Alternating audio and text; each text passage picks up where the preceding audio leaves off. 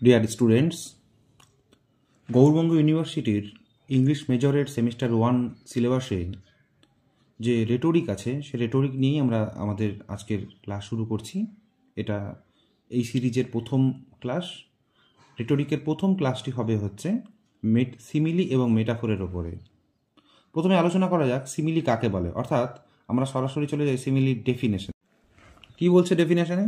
In a simile an explicit comparison is made between two different things or ideas।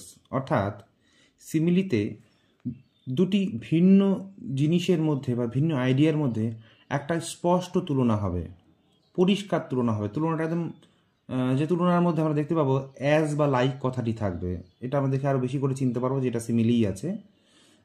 এবং স্পষ্ট তুলনা আমরা দুটো জিনিসের মধ্যে যখন দেখবো তখন সেটাকে আমরা বলবো এটা একটা সিমিলি। উদাহরণস্বরূপ আমরা বলতে পারি 1 নম্বর, I wandered lonely as a cloud. আমি, এটা একটি কবিতার লাইন, এই কবিতাতে উইলিয়াম ওয়ার্ডসওয়ার্থের কবিতার লাইনে বলা হচ্ছে I wandered lonely as a cloud. আমি ঘুরে বেড়াচ্ছিলাম একা একটি মেঘের মতো।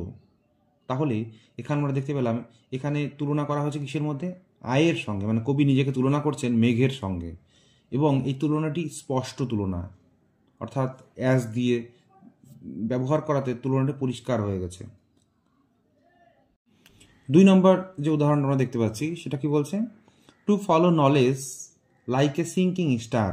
মানে জ্ঞানকে অনুসরণ করা হচ্ছে অনেকটা ডুবন্ত তারার মতো। এখানেও কিন্তু একটা ডুবন্ত তারা সিঙ্কিং স্টারের সঙ্গে তুলনা করা হলো কাকে? নলেজকে। তাহলে নলেজ এবং ডুবন্ত তারা এই দুটোর মধ্যে তুলনা হলো। 3 নম্বর যে উদাহরণ আমরা দেখতে পাচ্ছি স্ক্রিনে, life is as tedious as a twice told tale. মানে জীবন হচ্ছে ক্লান্তিকর বা বোরিং বা বিরক্তিকর, কেমন না 2বার বলা গল্পের মতো। মানে একটা গল্প যখন 2বার আমরা শুনি তখন একটু বোর লাগে, আবার একই গল্প শুনতে হচ্ছে। সেরকম এই টুয়াইস টোল্ড টেলের সঙ্গে লাইফের তুলনা করা হলো। দুটোই বোরিং, দুটোই আনইন্টারেস্টিং। এবারে পরীক্ষায় যেভাবে দেওয়া থাকবে সেটাকে কিভাবে লিখতে হবে সেটা নিয়ে আমরা একটু আলোচনা করি, কারণ আলটিমেটলি তো আমাদের পরীক্ষাতেই লিখতে হবে। এই রেটোরিকগুলিতে প্রত্যেকটির জন্য 2 মার্ক করে থাকবে পরীক্ষাতে, এবং অনেকগুলি থাকবে, সম্ভবত 8টি থাকবে, তার মধ্যে 4টি করতে হবে, 4 দুগুণে 8 মার্কস আছে। এবার প্রশ্ন হলো যে আমি যেভাবে দেওয়া আছে যে I wandered lonely as a cloud, এটা প্রশ্নে দেওয়া আছে। আমাকে প্রথমে করতে হবে কি, এটা লোকেট করতে হবে, এটা মানে বলতে হবে এটা কি, কোন রেটোরিক আছে সেটা আমরা বলবো। তাহলে ওই লাইনটা লিখবো আমরা I wandered lonely as a cloud, যেরকম স্ক্রিনে আমি দেখতে পাচ্ছি।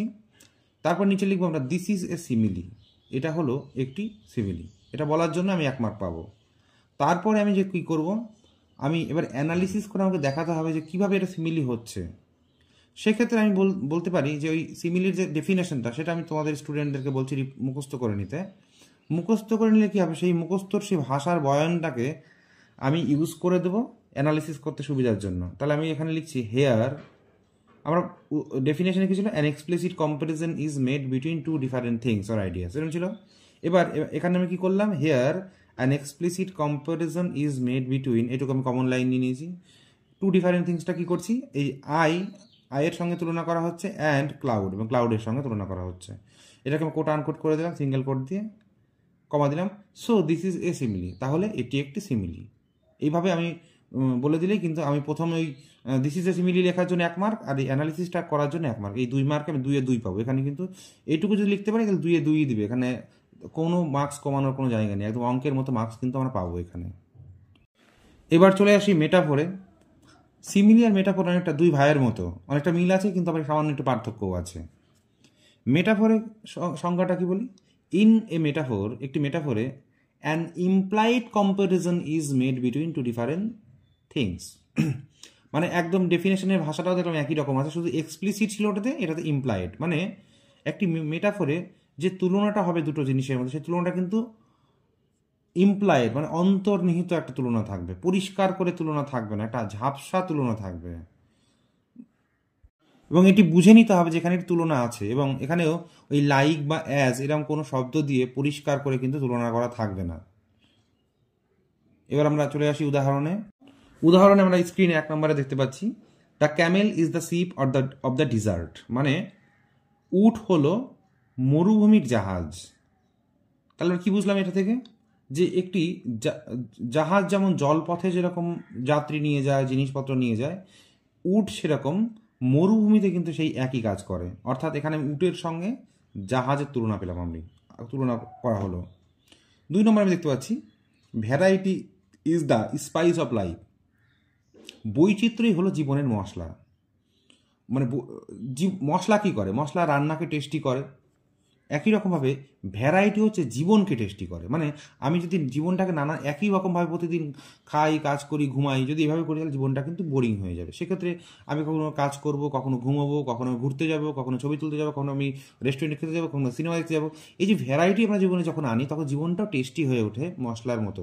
তাহলে এখানে ভ্যারাইটির সঙ্গে স্পাইসের তুলনা করা হলো।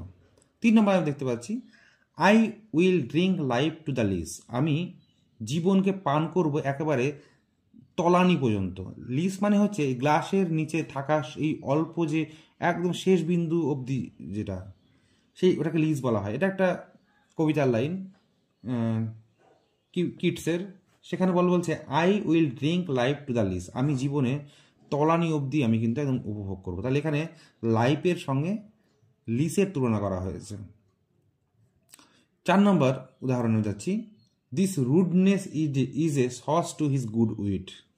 একটা রুড, অনেকে দেখবে মজা করবে, একটা গুড উইট মানে তো মজা, মানে উইট মানে পাণ্ডিত্য বা তার ব্যক্তিত্বের মধ্যে যে একটা বিচক্ষণ বুদ্ধিদীপ্ত ব্যাপার স্যাপার, সেগুলোকে বলা হয়।